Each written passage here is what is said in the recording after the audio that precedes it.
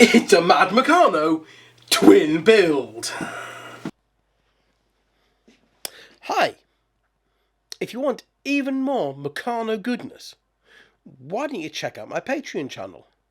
And please like and subscribe and leave a comment below. I post updates in the community section, not only for this week's Patreon build, but also for what I'm currently working on. Thank you, and back to the build. Hi and welcome back. This week's builds are from the 1960s. The first is a scooter. This iconic vehicle is best remembered in the two brands of Vespa and Lambretta. In fact, my mother owned a cream-coloured Lambretta in the 1950s, using it to commute to work, a 15-mile journey from Warsaw to Tamworth, where she was a teacher at Tamworth Girls High School. The build is very straightforward, mainly dealing with the reteaching of the BC2. This basic construction method of doing a locking nut is a bit like a sandwich, with a strip, then a nut, then the next strip, and finally another nut.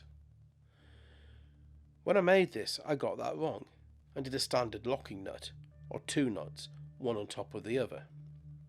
This allows for some movement, which can be seen in the reveal at the end.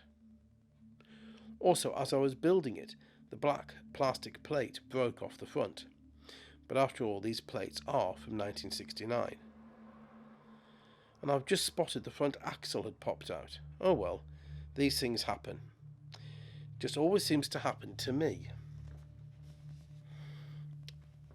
At the end of World War II, there was a need for cheap mass transport, and in Europe, that was met by the Italians. Even though they had rivals in England with BSA, Triumph, Panther and Dayton, in France, Peugeot, and Germany both Heinkel and Messerschmitt manufactured them. If we're going to get technical here, the Messerschmitt KR200 classes as a microcar, being a three-wheeled bubble car designed by Fritz Fend. Both Messerschmitt and Heinkel got into the car manufacturing game due to embargoes placed on the companies after World War II, stopping them from building aircraft. Both the German models were received as some of the best engineered ones, but no surprise there. But the Italian models are remembered the most, with Vespa becoming synonymous with the vehicle as a name given to scooters in general. There was an appeal to the scooter, a more elegant style than that associated with a motorbike. This helped with the feeling of escaping the red bricked terraced house, with row upon row of working class background. At last, with ease, open countryside and seaside, or even just the sense of freedom that the scooter brought. The bright new future that had been offered after the war was here for the taking. Without a doubt, a young Audrey Hepburn, seen riding a Vespa in the 1953 film Roman Holiday, did no harm for the company's sales.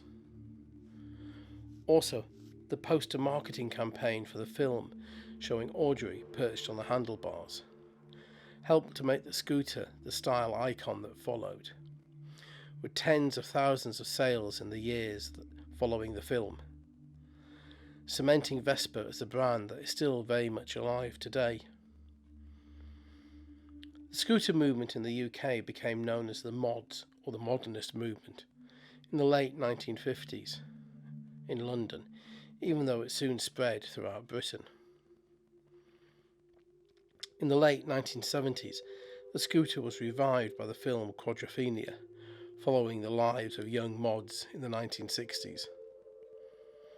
Again, in the late 1990s, and to coincide with the 50th anniversary of Vespa, the next generation of scooters came back to our city streets. With much heavier traffic, these nippy vehicles were able to navigate the gridlock that is rush hour.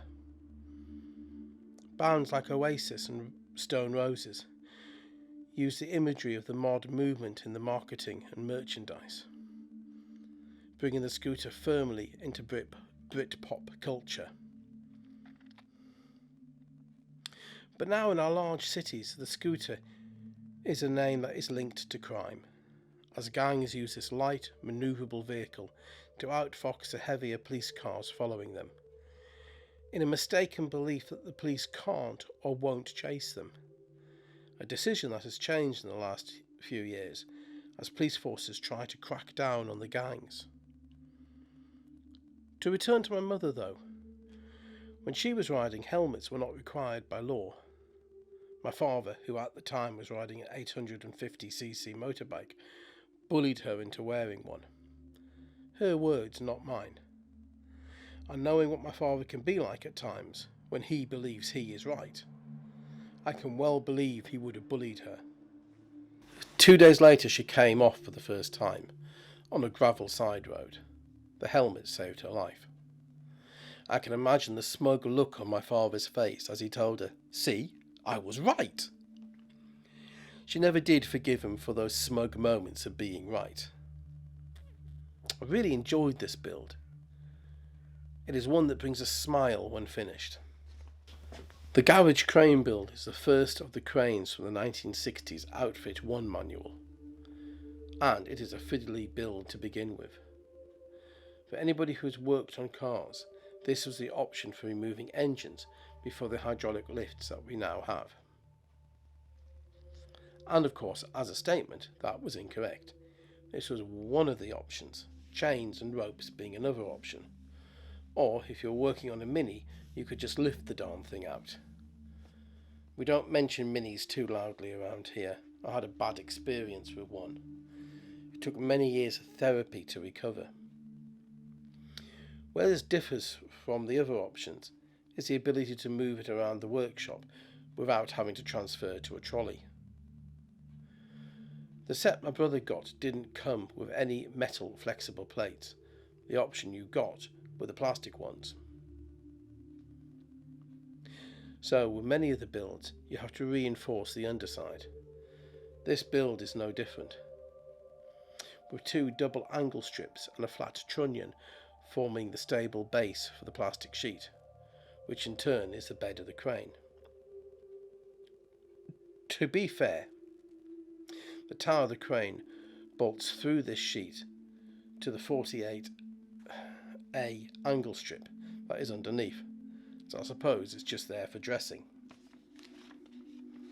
I can imagine the beginning of these cranes as small workshops started to make automobiles at the beginning of the 20th century. Lightweight engines at first would have allowed for easy movement, but very quickly things got heavier. By the early 1920s, when my great uncle was designing cars for Leyland as the chief engineer, the need to have heavy lifting gear was becoming apparent, more so when he started racing at Brooklands. By the time my father-in-law made his car in the late 1960s, lifting gear was a must of every workshop. Out of interest, he had the engine and transmission from one car, a model dinky Jeep, as the inspiration for the end build. Metal was donated from British Steel at Consett, and his car was built at a friend's farm, slowly pieced together one problem at a time. His biggest problem was that of the wiring loom, having never done any automotive electrics on this scale. He was found one day in the stackyard, with the loom laid out on the grass, wired up to the car battery. With his head on the side of the sow, the piglets rooting around in the grass, snoring gently asleep in the afternoon sun. He said she was one of the most comfortablest pillows he'd ever had. When Frank Hornby first started his design work for Meccano, the internal combustion engine was in its infancy. The idea that nearly every household would own at least one car, let alone maybe 2 or 3, was unthought of. Power came from beasts or steam. And if you look at the early manuals, you will find a lot of models that illustrate this. Sledges, horse and trap, steam engines, both the type that run on rails and stationary ones. Not far from my house was a carriage works in Black Hill, a site that now has a Tesco supermarket on. They would take delivery of the chassis of the vehicle, with the engine etc. attached from the works, and then build what you wanted as bodywork.